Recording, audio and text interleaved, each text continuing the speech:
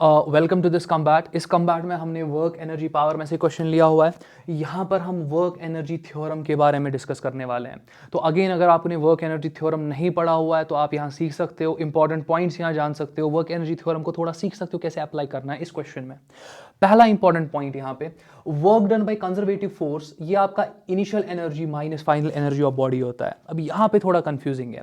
Usually जब आप देखते हो ना, आप हमेशा देखते हो कि work done is final energy minus initial energy, but आपको पहले क्लियर होना चाहिए कि कंजर्वेटिव फील्ड या कंजर्वेटिव फोर्स के रिलेटेड आपके पास यहाँ पर दो काम होते हैं। एक तो आपका आप पढ़ते हो work done by conservative force, दूसरा कॉन्सेप्ट होता है work done against conservative force.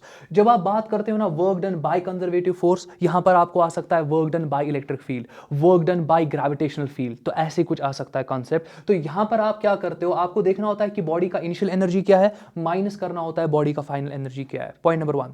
Point number 2, अगर आप work done against conservative force देख रहे हो, यहां पर आप क्या करते हो कि बॉडी का फाइनल एनर्जी कितना है माइनस बॉडी का इनिशियल एनर्जी कितना है। पहले क्वेश्चन पे आ जाते हैं।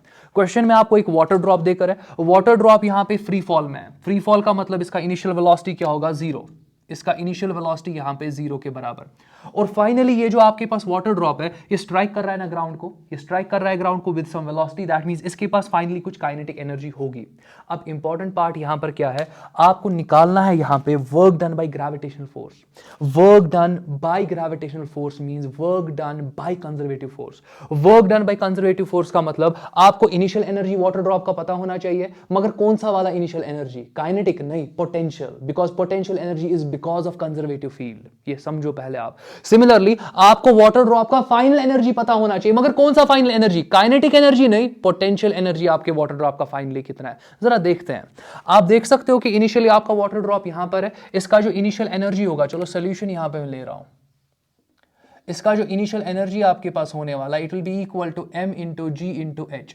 अब आप देख सकते हो कि मास यहाँ पे 10 raise to the power -3 kg है, तो मैं 10 रेज पावर -3 लिख रहा हूं। जी का वैल्यू आपको क्वेश्चन में 10 देकर है। हाइट की अगर मैं बात करूं, वाटर ड्रॉप 1 किलोमीटर ऊपर है। हाइट को मीटर्स में लेना बहुत इंपॉर्टेंट है, सारे चीजों को आपको एसआई में लेना होता है, यहां पर आप गलत कर देते हो। दैट मींस आपको 1 किलोमीटर की जगह पर क्या लिखना होगा, 10 raise power 3 metre. Make sure कि आप हर एक मेजरमेंट को एसआई में कन्वर्ट किया करो, वरना आपके क्वेश्चन का जो आंसर है वो गलत आ जाता है, फिर आपको लगता है कि आप गलत कर रहे होते हो, जबकि आपने सिली मिस्टेक करा होता है। यहां पर चलो मैं बात करता हूं, 10 रेज पावर 3 और -3 कैंसिल होगा, आपका आंसर 10 आ रहा है और वो भी पॉजिटिव फिलहाल के लिए। दूसरा इंपॉर्टेंट पार्ट, यही वाटर ड्रॉप जब आपके सरफेस पर गिरेगा, इस सरफेस पर आएगा, हाँ इसके पास कुछ ना कुछ काइनेटिक एनर्जी है, मगर मुझे काइनेटिक एनर्जी नहीं चाहिए इक्वेशन में, मुझे पोटेंशियल एनर्जी चाहिए। आपका ड्रॉप अगेन सरफेस पे आ रहा है, अगेन इसका हाइट 0 बन जाएगा, इसका फाइनल पोटेंशियल एनर्जी जो होगा वो 0 होगा, क्योंकि आपका ड्रॉप तो सरफेस पे ग्राउंड पे आ गया ना। तो मैं बोल सकता हूं डायरेक्टली यहां पे कि final potential energy, kinetic energy की बात नहीं हो रही है, फाइनल पोटेंशियल एनर्जी यहां पर 0 होगा। अब यहां पर आपका क्वेश्चन हो सकता था work done against gravitational force, मगर वो तो नहीं है, आपका है work done by gravitational force. तो आप डायरेक्टली लिख सकते हो work done by gravitational force, bye gravitational force it is simply E initial minus E final. अच्छा, ई इनिशियल का जरा वैल्यू देख लो, 10 है, माइनस ई फाइनल 0 है, आपका आंसर 10 जूल आएगा। अब गलती से देख लो आप क्या करते हो, आप देखते हो ई इनिशियल ई फाइनल, बट आप गलती से क्या करते हो, आप गलती से ई फाइनल माइनस ई इनिशियल करते हो। ई फाइनल आपका 0 आया, ई इनिशियल आपका 10 है, आपको -10 जूल आंसर आ जाता है। But this is work done against, A against है, फिर ग्रेविटेशनल फील्ड या ग्रेविटेशनल फोर्स। अब देख लो यहां पर इंपॉर्टेंट पार्ट क्या है कि जो एग्जामिनर होता है ना, उसको पता होता है कि स्टूडेंट कहां गलती करेगा। उसने ऑप्शंस में 10 जूल भी रखा है, -10 जूल भी रखा हुआ है।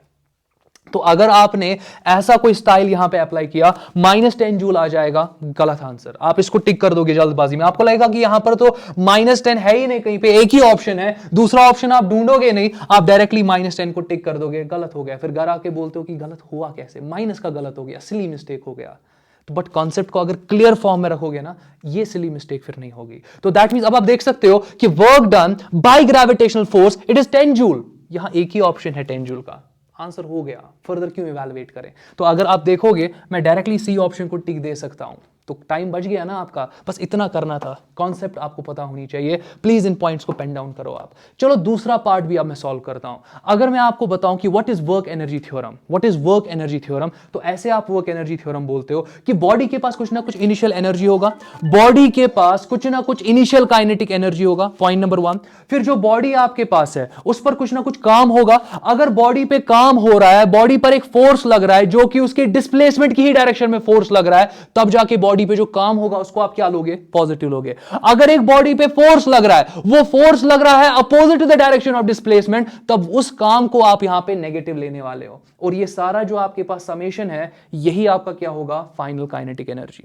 अब समझते हैं इसको प्रॉब्लम के थ्रू, कोई इश्यू है नहीं। बस याद रखो कि initial kinetic energy plus work done by force acting in direction of displacement minus work done by force acting in opposite direction of displacement, ये सारा summation it is equal to your final kinetic energy. चलो देखते हैं। Initially आपके body के पास zero velocity है, that means इसका इनिशियल काइनेटिक एनर्जी जीरो होगा, तो इसका इनिशियल काइनेटिक एनर्जी जीरो है।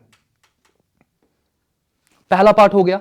दूसरा part, work done by force acting in direction of displacement. ये जो आपके पास वाटर ड्रॉप है, ये जो आपके पास वाटर ड्रॉप है, इस वाटर ड्रॉप पे gravitational force mg downward direction में है। इसी वाटर ड्रॉप पर आपका रिस्टोरिंग फोर्स जो है, जो ना रेजिस्टिव फोर्स है, सॉरी, आपका जो रेजिस्टिव फोर्स है विंड की वजह से, वो ऊपर की डायरेक्शन में है, तो ये आपका F रेजिस्टिंग है। अब देख लो, ये जो आपका फोर्स है, ये फोर्स इस वाटर ड्रॉप पे काम करेगा, बिल्कुल सही।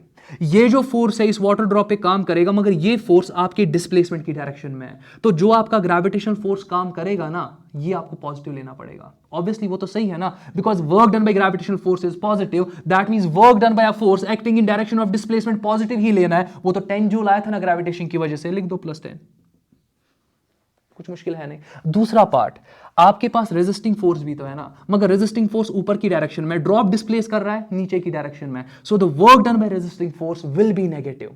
इसीलिए आप देख रहे हो इस ऑप्शन में आपका रेजिस्टिंग फोर्स नेगेटिव आ रहा है, तो ये चीज समझो। So work done by resisting force negative क्यों लेना है आपको, क्योंकि यहां पर रेजिस्टिंग फोर्स लग रहा है आपकी डिस्प्लेसमेंट की अपोजिट डायरेक्शन में, तो मैं यहां पे लिखूंगा ना minus work done by resisting force, और इसको आपको क्या लिखना पड़ेगा, it is equal to final kinetic energy, उसका मतलब 1/2 mv²।